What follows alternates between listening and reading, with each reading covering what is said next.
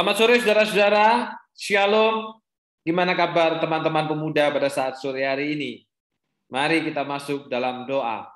Bapa yang di surga, kami bersyukur untuk persekutuan kami pada saat sore hari ini, dan sebentar kami akan mendengarkan suara Tuhan berbicara bagi setiap kami, terlebih untuk kebaikan, kemurahan Tuhan di tengah-tengah gereja Kristus Tuhan. Berbicaralah ya Bapa, sebab kami siap untuk mendengarkan. Kiranya nama Tuhan yang dipermuliakan, hati Tuhan yang disenangkan, dan firman Tuhan yang diberitakan. Dalam nama Tuhan Yesus kami sudah berdoa. Amin.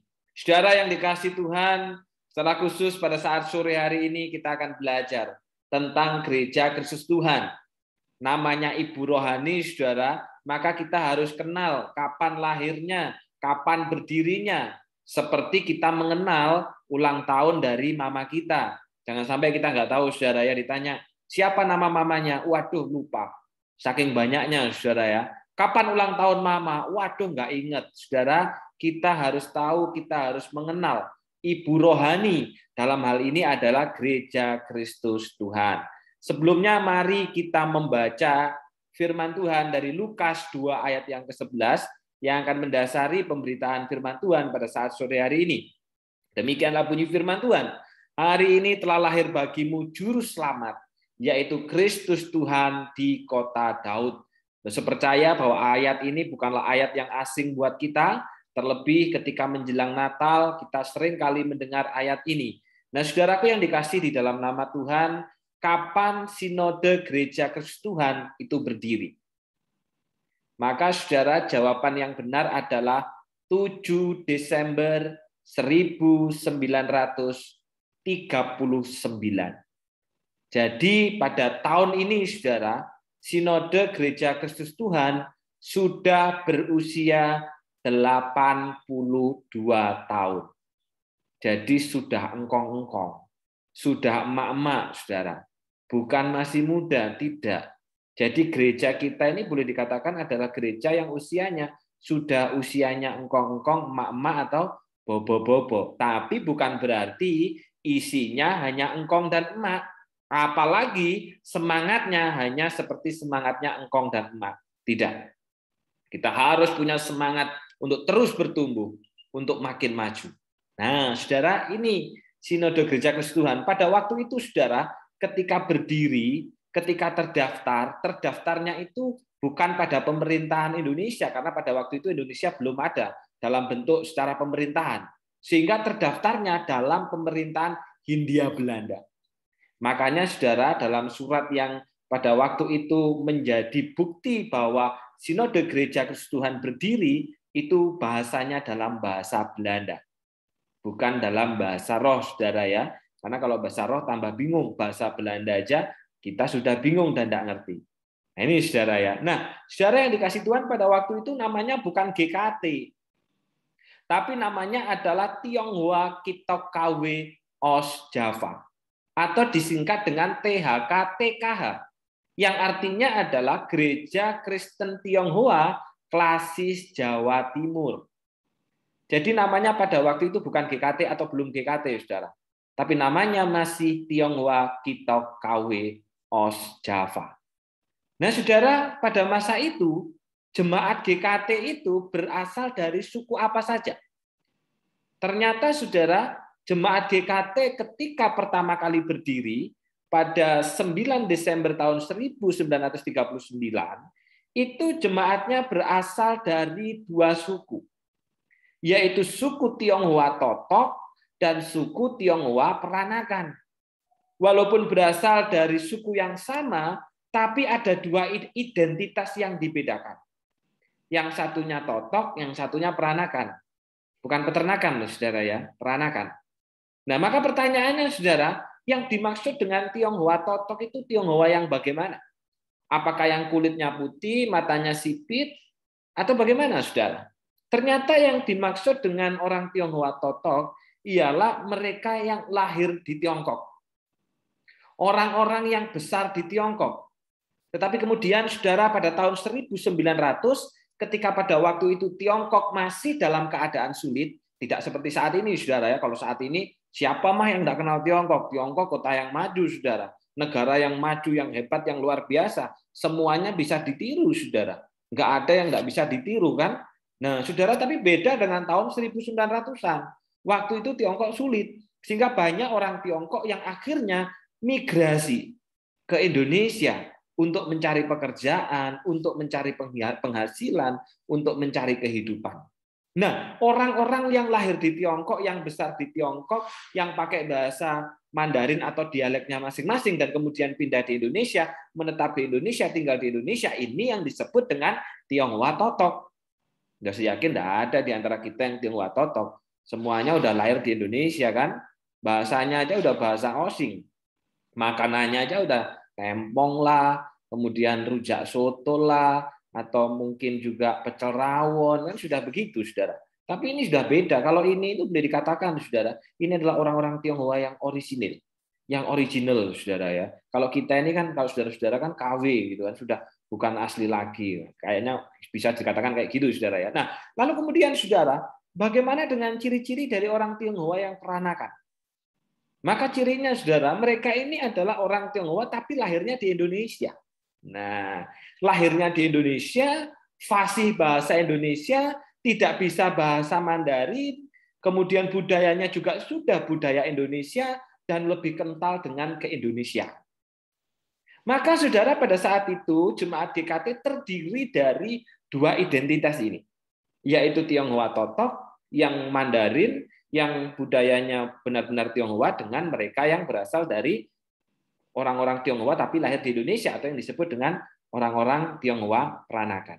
Nah, saudara, kira-kira hal ini bagus enggak? Sangat bagus, saudara. Seharusnya, saudara, keberbedaan ini saling memperlengkapi dan tentunya juga memajukan tubuh Kristus. Tetapi yang terjadi ternyata tidak, saudara. Karena apa? Perbedaan ini yang hanya soal di mana tempat lahirnya dan juga soal bahasa pada akhirnya menjadi pertikaian, menjadi perseteruan, menjadi persoalan, menjadi permusuhan, saudara. Bahkan pada waktu itu sejarah mencatat betapa permusuhan itu sangat hebat antara mereka yang disebut dengan orang Tionghoa Totok dengan orang Tionghoa peranakan. Soal apa? Soal budaya, soal bahasa. Yang satu berkata bahwa di gereja harus pakai bahasa Mandarin, karena kita ini adalah gereja Tionghoa. Sementara yang satunya berkata nggak bisa. Kita sudah tinggal di Indonesia, maka kita pun juga harus pakai bahasa Indonesia. Saudara, ini jadi pertikaian, ini menjadi persoalan, ini jadi percecokan, saudara. Dan akhirnya pada 17 April 1956, mereka yang berasal dari orang-orang Tionghoa peranakan, saudara, yang lahir di Indonesia, besar di Indonesia, pakai bahasa Indonesia, memilih memisahkan diri dari Tionghoa Kito KW menjadi apa? Gereja Kristen Indonesia. Saudara, jadi Gereja Kristen Indonesia. Karena itu, saudara, sejarah ini paling tidak mengajar kita. Jangan lagi di dalam era milenial ini, saudara, persoalan fisik, persoalan budaya, persoalan jasmani memisahkan kita. Sebagaimana yang dialami oleh para leluhur kita. Karena soal bahasa, karena soal budaya, yang satunya Tionghoa Totok, satunya Tionghoa peranakan, satunya pengen bahasa Mandarin, satunya pengen bahasa Indonesia, akhirnya terpecah. Jangan, saudara ya, tentunya kita belajar bahwa soal itu tidak boleh menjadi alasan sebuah pemisahan. Nah, saudaraku yang dikasih dalam nama Tuhan, dan kalau hari ini kita lihat, saudara, maka Sinode Gereja Kristen Indonesia itu jauh mengalami pertumbuhan yang lebih cepat dari kita, Gereja Kristus Tuhan. Paling tidak, saudara, berdasarkan data terakhir tahun 2021, mereka sudah punya 228 jemaat atau gereja. Dengan jumlah anggota jemaat kurang lebih 248.193. Jangan dilihat GKI di Indonesia, saudara. Jangan dilihat GKI di Banyuwangi. Kalau di Banyuwangi bisa jadi memang tidak besar. Tapi di GKI secara nasional, mereka gede banget, saudara. Bandingkan dengan GKT, yang sampai hari ini baru memiliki 53 jemaat, saudara. Dengan jumlah anggota kurang lebih sekitar 11 ribuan lah. Tidak ada 10% dari jumlah jemaat gereja Kristus Tuhan. Maaf, tidak ada 10% dari jumlah jemaat gereja Kristen Indonesia. Maka saudara, mengapa GKI jauh lebih cepat berkembang daripada kita GKT, saudara? Pertanyaan ini bukan untuk membandingkan sehingga membuat kita makin minder dan sebagainya, tidak. Justru saudara, ayo kita belajar untuk makin maju. Apa yang bisa dipelajari, dan itu tidak bertentangan dengan firman Tuhan, kita harus ikuti. Karena gereja reform itu motonya, saudara, adalah gereja yang selalu siap diperbaharui oleh kebenaran firman Tuhan. Itu motonya kita gereja reform. Mengapa lebih cepat, saudara? Nanti akan terjawab di akhir daripada pertanyaan-pertanyaan ini. Saudaraku yang dikasih di dalam nama Tuhan, dalam perjalanan, akhirnya saudara, Tionghoa Kito KW ini pun juga berganti nama menjadi Gereja Kristus Tuhan. Tahun berapa itu tepatnya, saudara? Maka jawabannya adalah tahun 1968, tanggal 9 Januari. Tionghoa Kito KW secara resmi menjadi Gereja Kristus Tuhan. Berganti nama, saudara. Dan ini, saudara, diambil dari mana nama Gereja Kristus Tuhan itu? Saudara, di awal tadi kan dosen sudah ngajak kita membaca firman Tuhan. Kita yang mencermati, kita pasti tahu, yaitu diambil dari Lukas 2 ayat 11. Jadi kalau ada orang yang tanya, kenapa dinamakan Gereja Kristus Tuhan? Karena nama itu diambil dari Lukas 2 ayat 11. Hari ini telah lahir bagimu juru selamat, yaitu Kristus Tuhan di kota Daud. Di mana pesan ini pada waktu itu adalah pesan malaikat kepada para gembala. Gembala ini orang yang terpinggirkan. Gembala ini orang yang tidak dianggap. Secara sosial mereka dikucilkan, saudara. Tetapi berita keselamatan itu justru dibawa pertama-tama kepada mereka. Jadi kalau dari namanya seharusnya GKT itu juga menjangkau orang-orang yang lemah, orang-orang yang terpinggirkan, orang-orang yang terkucilkan. Mereka yang harus dijangkau juga kalau dari namanya, saudara ya. Tapi paling tidak kan kita tahu nih hari ini, kalau ada yang tanya, kenapa dinamakan GKT? Oh, itu dari Lukas 2 ayat 11. Ada dasar firman Tuhannya, saudara. Jangan sampai kita ditanya, kenapa dinamai GKT? Aduh, nggak tahu gua. Yang penting pokoknya main game mah. Kayak gitu kan, main PUBG atau Mobile Legend atau mungkin Rise of Empire, itu aja yang gua tahu. Yang lainnya gua nggak tahu. Loh, saudara, ini ibu rohani kita. Kita harus tahu tuh namanya dan asal usulnya dari mana. Gereja Kristus Tuhan berasal dari Tionghoa Kito KW, Gereja Kristen Tionghoa Klasis Jawa Timur pada waktu itu. Tapi pada 9 Januari tahun 1968 berubah menjadi Gereja Kristus Tuhan. Kenapa saudara kok berubahnya pada tahun itu? Kenapa tidak pada tahun sebelumnya? Karena saudara, yang mendasari perubahan itu adalah karena pada waktu itu kita tentunya ingat. Dan ini juga bulan September, saudara. Pada tahun 1965 ada satu gerakan kelompok tertentu yang diduga itu juga didalangi oleh negeri Tiongkok. 30 September tahun 1965 atau gerakan G30 SPKI. Sehingga saudara karena itu makanya segala sesuatu yang berbau Tiongkok pada zaman Orde Baru itu dihapuskan. Itu dihilangkan, saudara. Nama orang pun harus jadi nama Indonesia. Coba tanya, saudara ya, engkong dan bobonya. Namanya jadi nama Indonesia. Demikian juga, saudara, bukan hanya nama pribadi, tapi juga nama gereja. Nama gereja pun juga harus berganti nama menjadi nama Indonesia. Karena itu, saudara, dari Tionghoa Kito KW menjadi Gereja Kristus Tuhan. Itu dasarnya pada waktu itu, saudara. Nah, saudara yang dikasih dalam nama Tuhan, perubahan ini dari Tionghoa Kito KW menjadi Gereja Kristus Tuhan, itu bukan hanya perubahan nama, saudara. Bukan hanya soal nama ganti, tidak. Tetapi juga perubahan itu menunjukkan perubahan apa? Yang pertama, misiologi. Apa itu misiologi? Penjangkauan. Kalau sebelumnya misinya atau penginjilannya hanya kepada orang-orang Tionghoa, tapi dengan menjadi nama Gereja Kristus Tuhan, menjadi nama Indonesia, maka penjangkauan GKT, penginjilan GKT tidak hanya kepada orang Tionghoa, tetapi kepada seluruh etnis dan bahasa suku yang ada di Indonesia. Itu saudara. Jadi kalau hari ini kita memberitakan firman atau mengajak orang untuk ikut GKT, jangan melihat lagi, oh ini dari mana ya? Oh ini bukan orang Tionghoa ini. Oh ini orang Tionghoa ini. Ini yang bisa, tidak, saudara. Karena dengan berganti nama berarti GKT sudah menjadi bagian dari Indonesia. Dengan segala budaya, dengan segala sukunya. Itu yang pertama. Dan yang kedua juga saudara akhirnya memang berganti organisasi. Ini singkat saja supaya kita nggak pusing saudara ya. Organisasi dari otonomi kayak modelnya Amerika Serikat saudara ya, negara bagian, akhirnya menjadi sinode seperti negara Indonesia, republik bentuknya. Kan begitu. Kalau seperti Amerika kan masing-masing negara bagian itu punya kuasa sendiri-sendiri, punya otoritas sendiri-sendiri. Seperti itu. Tapi beda saudara. Kalau sinode atau seperti republik itu masing-masing jemaat GKT punya aturannya, tetapi dibatasi dengan gereja lain dan harus mengikuti pusat. Aturannya jadinya sama. Seperti itu, saudara ya. Nah, saudaraku yang dikasih dalam nama Tuhan, perubahan ini sangat bagus. Akhirnya merubah identitas GKT, saudara, menjadi gereja yang bukan lagi monoetnis atau monokultural, hanya untuk orang Tionghoa, tetapi menjadi multi etnis dan multikultural. Tetapi, saudara, dari 50 utusan yang hadir pada waktu itu, ketika mau mengadakan perubahan nama, ada 21 suara yang tidak setuju. Mereka nggak setuju kalau Tionghoa Kito KW berganti nama jadi Gereja Kristus Tuhan. Kenapa, saudara? Loh, kita ini kan orang Tionghoa.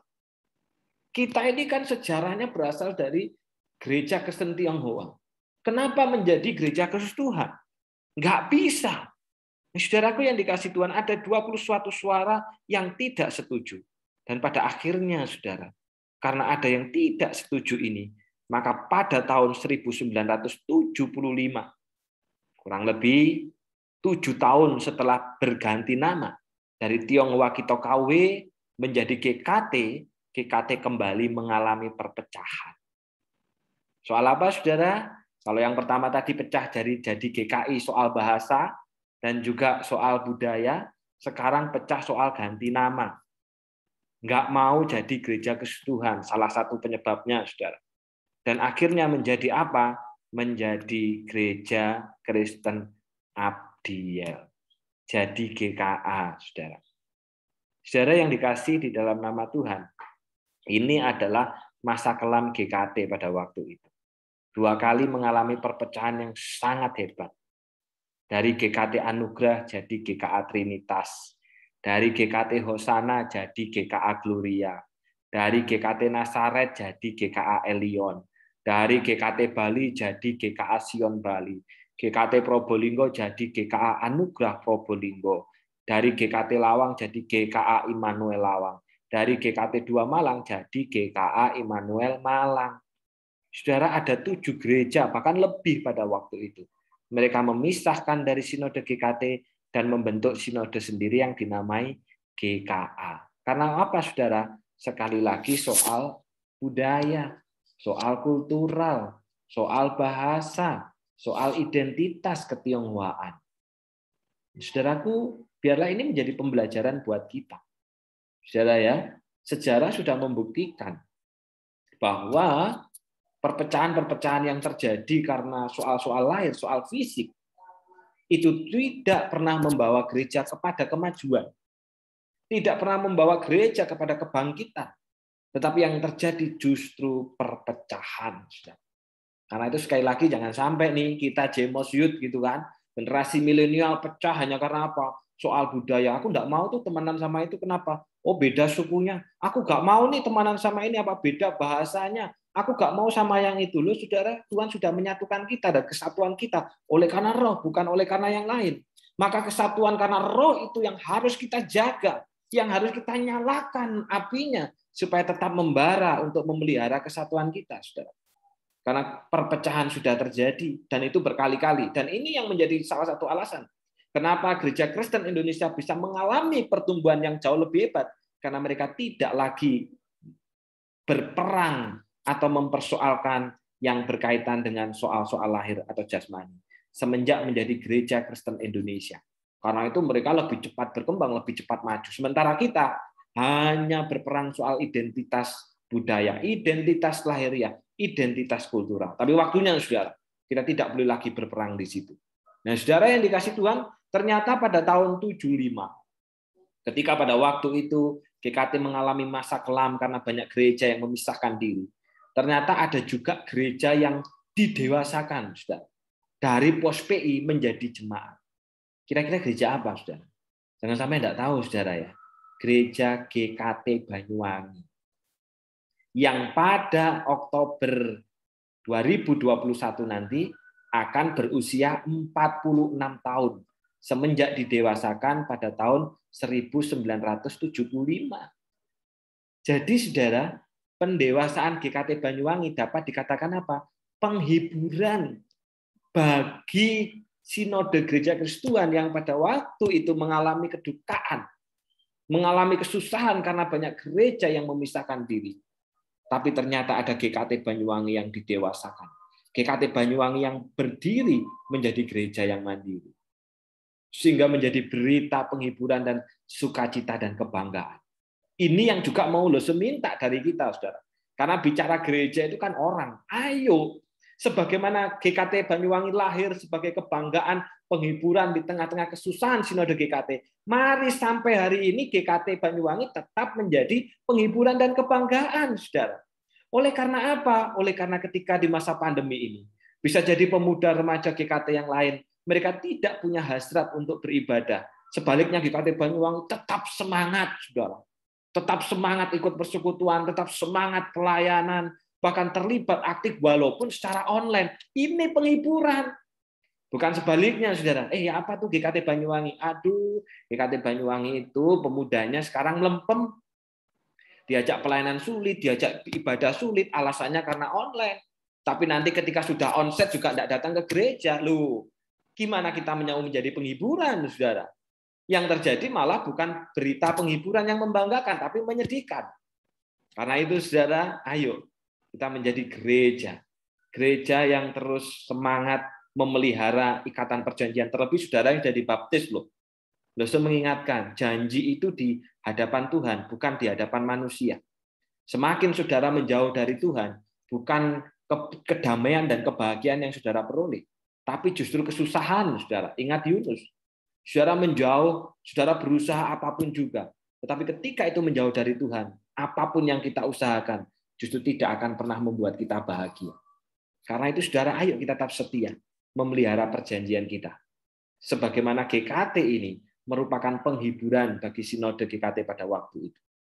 Saudaraku yang dikasih dalam nama Tuhan, sejak tahun 1900 sampai 1980, sinode gereja Kristuan hanya terus berperang dalam konflik kultural, budaya, soal bahasa, soal perubahan nama. Ini yang jadi konflik dan akhirnya apa? Itu membuat kita tidak maju-maju, tidak bertumbuh, Saudara.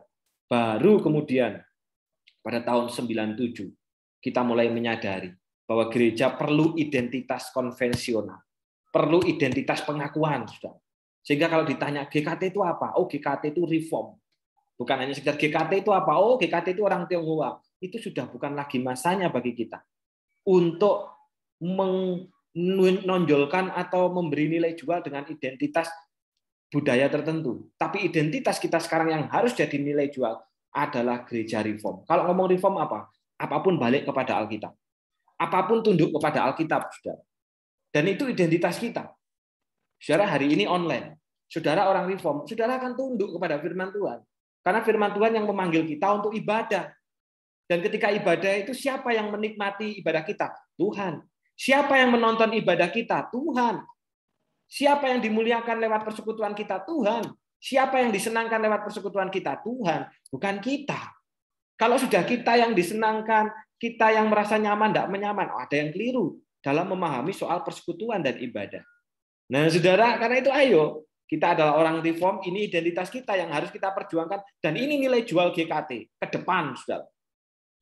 Bukan lagi kita akan berperang di dalam konflik kultural, tapi waktunya kita berperang dan berjuang untuk berperang untuk identitas konvensional sebagai gereja reform. Ini identitas yang harus kita perjuangkan.